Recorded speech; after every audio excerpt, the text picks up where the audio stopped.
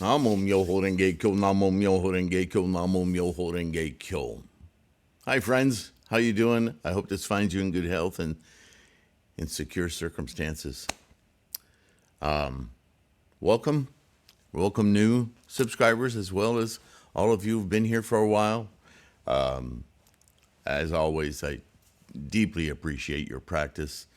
And I wanted to do a brief video, as I do from time to time, explaining or showing you. I just added another document to the Threefold Lotus.com website on the study page. And for those of you who are new, maybe not familiar, when you get to the homepage, when you go to threefoldlotus.com, this is the top of the page here, and you'll see the ebooks, and right under the ebooks, there's a Patreon link and the course study materials page. If you go a little lower, if you scroll down from this page, you'll see that the podcasts, as well as some more books, are also listed on the page. And this actually, where the podcasts are, will scroll, so it'll start from the most recent and go backwards. So that's one way to access the free podcast, is just on Threefold Lotus. And there's also a link there to go to podcast or wherever you get your podcasts. But there is one avenue in case maybe there's something wrong with Spotify today or whatever. Wherever you get your podcasts, you can get them through threefoldlotus.com. Also, the core study page, which is what we're going to talk about today, this is just the top of it. There are endless links on this. There's well over 100, all with these typical questions that come from beginning practice and so forth. And you'll see under Shoju, I now have a new link that I put next to What's a Moment, is Daimoku Defined. And that's what I want to talk to you about today. I have several links on the website, from Myoho Renge Kyo, what is chanting, what is Daimoku, blah, blah, blah. This is a recent one. I created it as kind of a quick reference for all of us, but I keep thinking about, propagation. And it's important, of course, that we study, that we know what our practice is about, get rid of doubts, and establish our confidence in our establishment of our Buddha mind, yeah?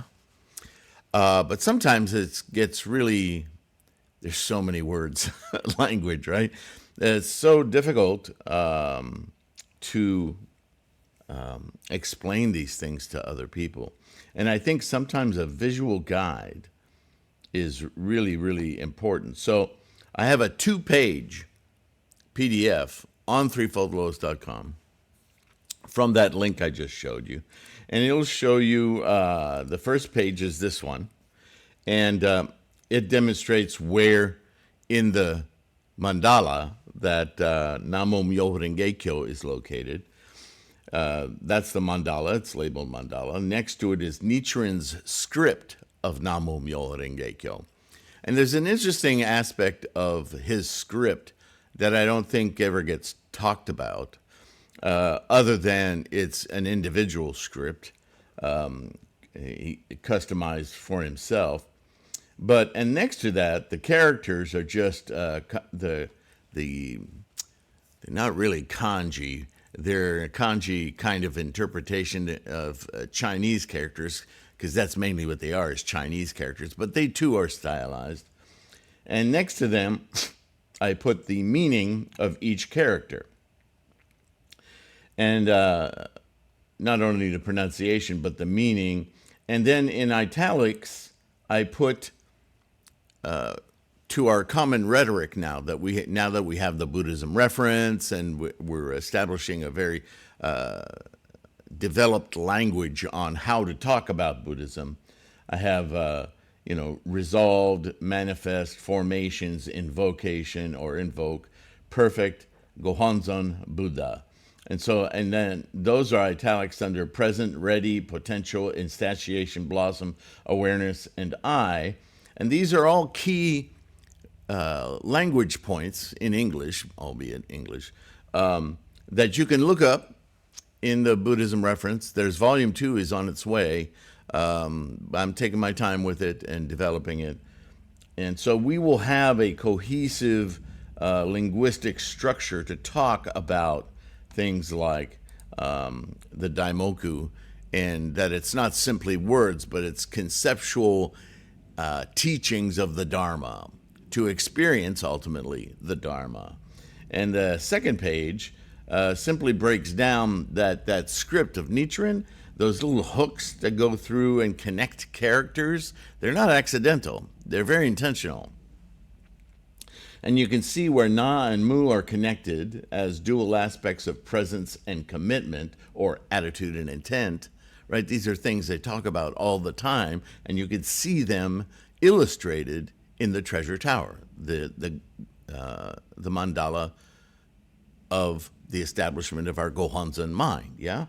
And so you can see also with the base of the triangle, the two characters that are being connected, like Myo and Ho, with this, you see that big red arrow pointing to one of these candy canes, or, whatever you want to call them, those long, exaggerated characters. They're there not just stylistically, but connecting Myo and Ho together represent formations, instantiating karma and momentum, right? From potential to instantiation is the process we Buddhists call formation. And that formation is the instantiation of physicality, the material world, the universe, and everything in it, right? All phenomena. Remember that this is the law of life. And life is material, but it's also driven by, fundamentally, by energy. Because material is energy, right? And then Ren and Ge, the two that really represent the cycle of birth and death, right? Moment to moment, birth, death, or what did I say? Rebirth, death, rebirth, death, rebirth, death. I still can't say that fast. And lastly, all by itself is Kyo. Why? Because that's the objective. That's the entire experience. Its connection is to the previous characters, right? So that is the expression, the conceptual understanding and invocation of the Daimoku. And invoke is a term in the volume 2 of Buddhism Reference, because I talk about invocation quite often. And I know that there's we're dominated by religious rhetoric in our cultures, all cultures. And so there's a tendency to hear invocation as some kind of a prayer or a plea to a god. That description is in the dictionaries. But if you, in the book, I'll show you how, if you look at the Cambridge Dictionary, the Oxford Dictionary of English Terms, the predominant aspect of invocation is an actual act of commitment. Just like invoking a character in a computer program, it has a specific action that it takes. And what we're invoking is that combination of concepts as the engine of life, the life which in our minds, inherent in our material makeup, is our energetic, emergent, sentient mind, which can witness, participate, be engrossed in, right? So if there's an action associated with invocation, because it's a verb, to invoke is to simply computer command our brain, hit the Gohanzen mind button, and instantiate within ourselves Buddha. There's no plea outside of us to evoke an action by somebody else. We invoke because it's our switch, our command, our instantiation.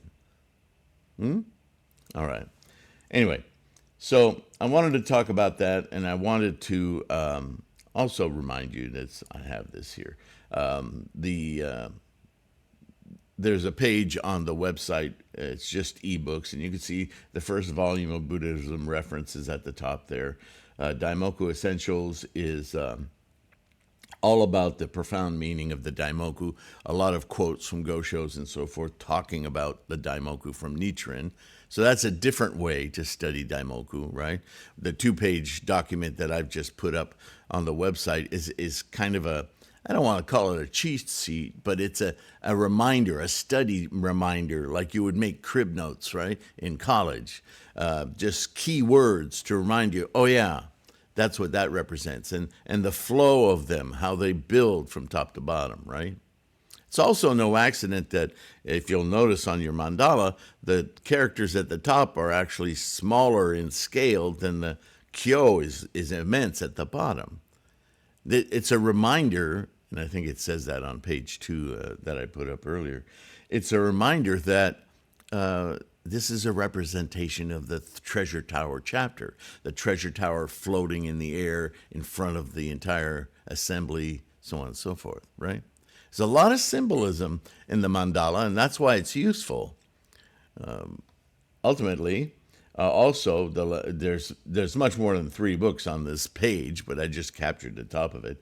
The Mandala of Gohanzon, you can actually download a digital file, right? Or you can order it from Lulu.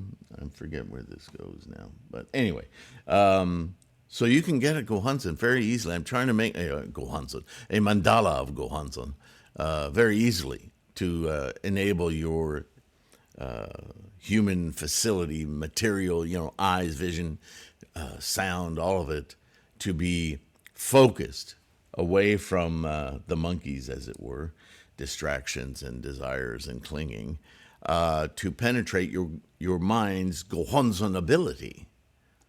That's the extreme usefulness of this mandala, and Nichiren made it for all of us to use. So it shouldn't be difficult. You shouldn't have to go through all kinds of hurdles and tests to get a mandala.